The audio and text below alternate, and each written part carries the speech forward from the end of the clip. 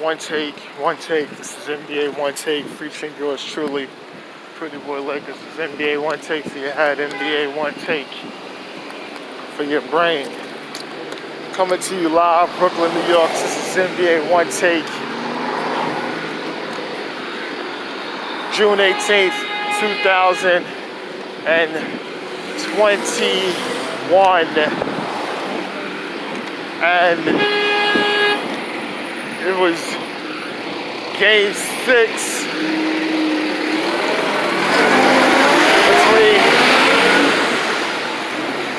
the Brooklyn Nets and the Milwaukee Bucks. And the game was a little close coming in.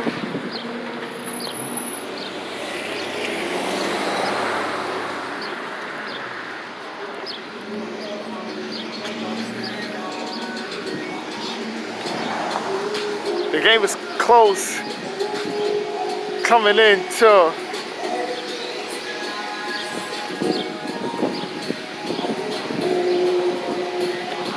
that last quarter coming in, and the Bucks just blew it open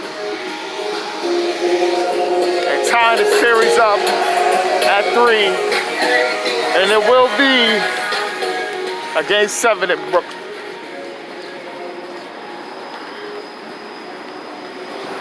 And that's what everybody's wanting, Game 7. And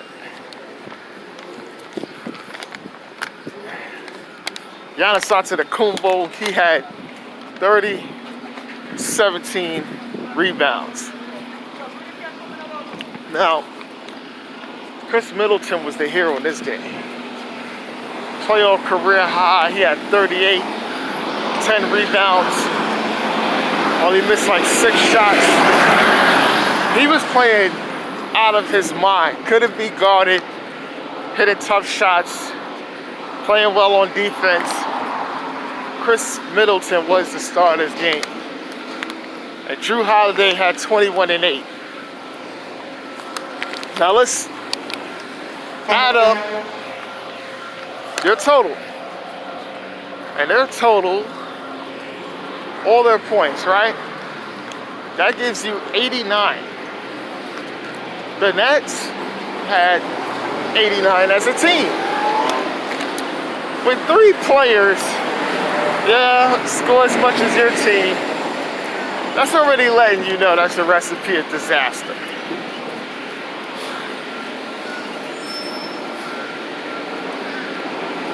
Their 3 best players had just as much as you. You know, Kevin Durant, he played well, not like he had Game 5, but 32 and 11. James Harden trying to get in there. And he had 16 and 7. And Blake Griffin had 12. But that's all you get from the Nets. You're not getting anything else.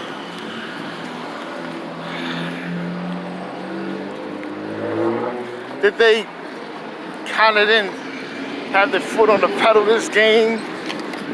Yeah, you could say that. But the Bucks is a more determined team. And now this is a Game 7. I picked the Nets in 7 games.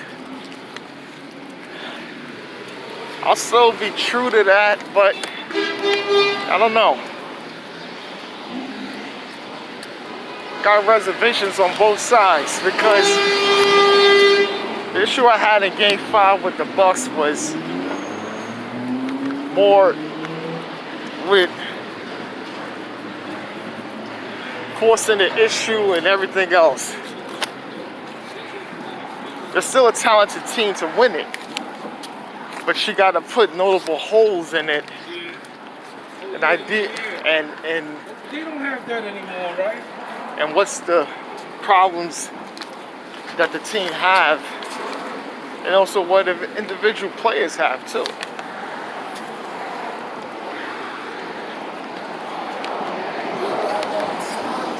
So it's going to be a game 7. Kyrie's not going to be playing in that game. So don't expect him to be limping on some Willis Reed. No, that's not happening. Kyrie is out. His ankle hit the floor. That's it. When your ankle bend and your ankle touch the floor and you scream F-U-C-K, that is it.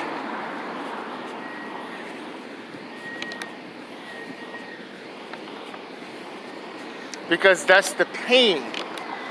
It's not like he tore it or he ding. Because if he tore it, he'd have been just holding it and there's no screaming. You like, oh my God, the thing popped it, and you have the look of something tearing.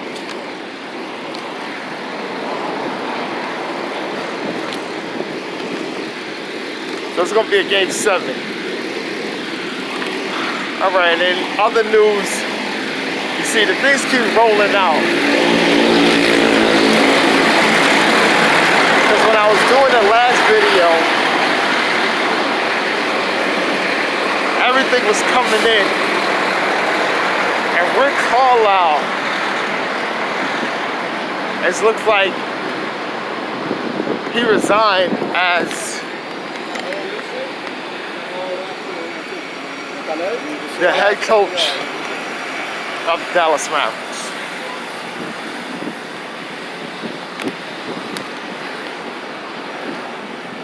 Now, losing Donnie Nelson unceremoniously is a lot there. Now Carlisle's out, 13 years there. Won the title in 2011.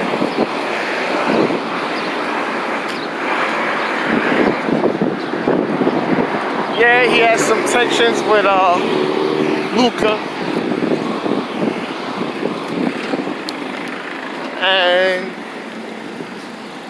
But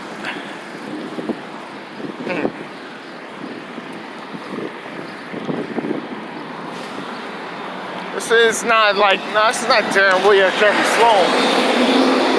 But there was some issues there. And I think Carlisle probably seen the writing on the wall with everything's going on, decided just to step down. And doing so, I think that's fine. I think he's been there long enough. You know, got the team a title. They really didn't really give him good options as a roster besides that title-winning team.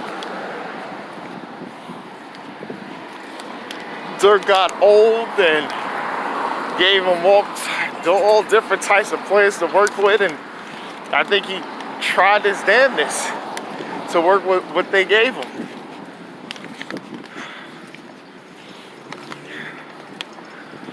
And there's speculations that he'll be going to another team. I don't know. He may just take a year or so off and then probably reevaluate anything if he can go and retire altogether or do some front office job somewhere.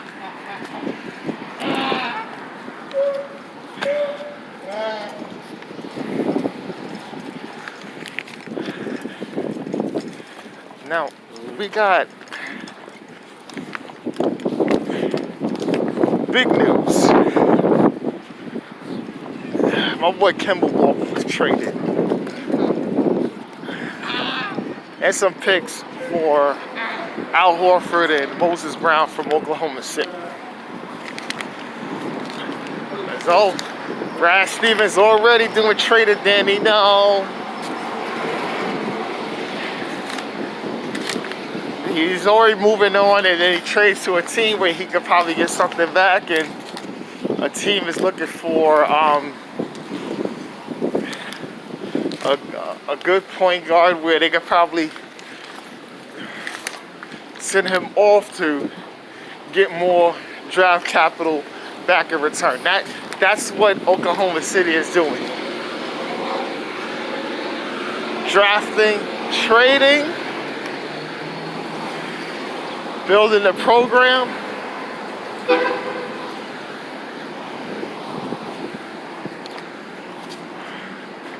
They're doing almost something like what the Sixers was doing, but they're not really tanking because they have good players.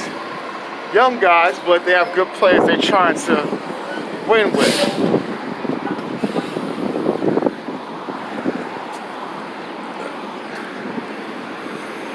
They're going to use other people's mistakes and other people's problems to help them out. Meaning you get their picks, they're terrible, but they become terrible, then it becomes the #1 pick and then it's yours. While you're still building or you become a contender.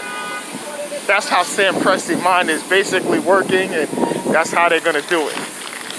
So Kemba shouldn't be there that long. Al Horford's coming back home to Boston where he spent a couple seasons. Looks like he's gonna be there. You know, people talk about old Brad Stevens just bringing other guys back to try to do something for Gordon Hayward. And people be stupid, just saying crazy stuff. Moses Brown's a good player. His per 36 is really up there. Was playing really well for Oklahoma City. Double threat, interior presence. So that's a big upgrade. And now Horford has been mentoring him. So we may see something different. They still need a playmaking point guard. I did post that, I tweet that, I hit certain people with that. They agreed. I think once I hit that, I think people start trending Lonzo Ball for something else, but it's funny. But this NBA One Take, Pretty Boy Laker, and I'm out.